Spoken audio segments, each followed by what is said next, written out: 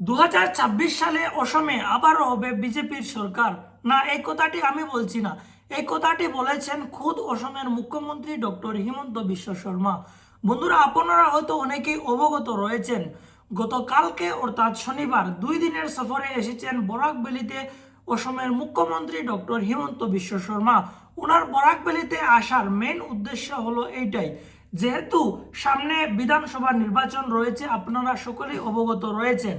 তাছাড়া এই বিধানসভা নির্বাচনকে কেন্দ্র করেই তিনি বরাক ভ্যালিতে মহিলাদেরকে চেক বিতরণ করার কাজেই কিন্তু এসেছেন। এসে তিনি কয়েকটি গুরুত্বপূর্ণ প্রশ্নের উত্তর দিয়েছেন সাংবাদিকদেরকে। আর এই প্রশ্নগুলো কি কি ছিল আপনাদের সামনে আমি ধাপে ধাপে তুলে ধরার চেষ্টা করব। তাছাড়া তিনি সামনের বিধানসভা নির্বাচনকে ঘিরে কি বলেছেন সেটাও আপনাদেরকে জানানোর চেষ্টা করব। তো চলুন তাহলে ভিডিওটি শুরু করি। ভিডিওটি শুরু করার আগে আপনাদের সকলের কাছে আমার ছোট্ট একটা রিকোয়েস্ট, আপনারা যদি আমাদের চ্যানেলে নতুন এসে থাকেন এবং রাজনৈতিক নিউজ আপডেট সমীক্ষা দেখতে পছন্দ করেন, তাহলে আমাদের চ্যানেলটি এখনই সাবস্ক্রাইব করে আমাদের সাথে থাকুন। তো চলুন ভিডিওটি এবার শুরু করি। গতকালকে অর্থাৎ শনিবার তিনি শিলচরের কুম্ভীগ্রাম এয়ারপোর্টে এসে অবতরণ করেন। তারপর তিনি এখান থেকে হাইলাকান্দির উদ্দেশ্যে রওনা দেন। হাইলাকান্দিতে এসে প্রায় 25,000 মানুষের উপস্থিতিতে অসমের মুখ্যমন্ত্রী ডক্টর হিমন্ত বিশ্ব শর্মা হাইলাকান্দি জেলার 17,774 জন মহিলাকে চেক প্রদান করেন। আর এই চেকে জানা গিয়েছে 3 দফায় টাকা দেওয়া হবে।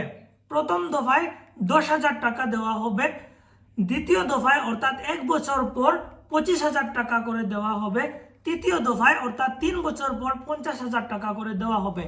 এই প্রকল্পের একটি শর্ত রয়েছে, আর এই শর্তটি হলো যে মহিলা চেকটি পাবেন উনার 3 সন্তানের বেশি থাকলে কিন্তু এই প্রকল্প থেকে বঞ্চিত হবেন। শুধুমাত্র এই প্রকল্পেই না, সরকারি যে কোনো যোজনা থেকে বঞ্চিত হবেন মহিলা যদি তার 3 সন্তানের বেশি থাকে, তাও উল্লেখ করেছেন অসমের মুখ্যমন্ত্রী ডক্টর হিমন্ত বিশ্ব শর্মা। তাছাড়া তিনি আরো বলেন, হাইলাকান্দি জেলাতে বর্তমানে সিভিল হসপিটালে এমআরআই মেশিন নেই।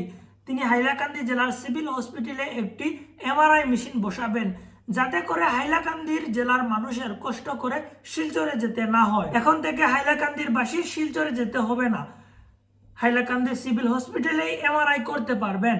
তাছাড়া তিনি সংবাদ মাধ্যমে আরো বলেন, হাইলাকান্দি জেলাতে হতে চলেছে মেডিকেল কলেজ।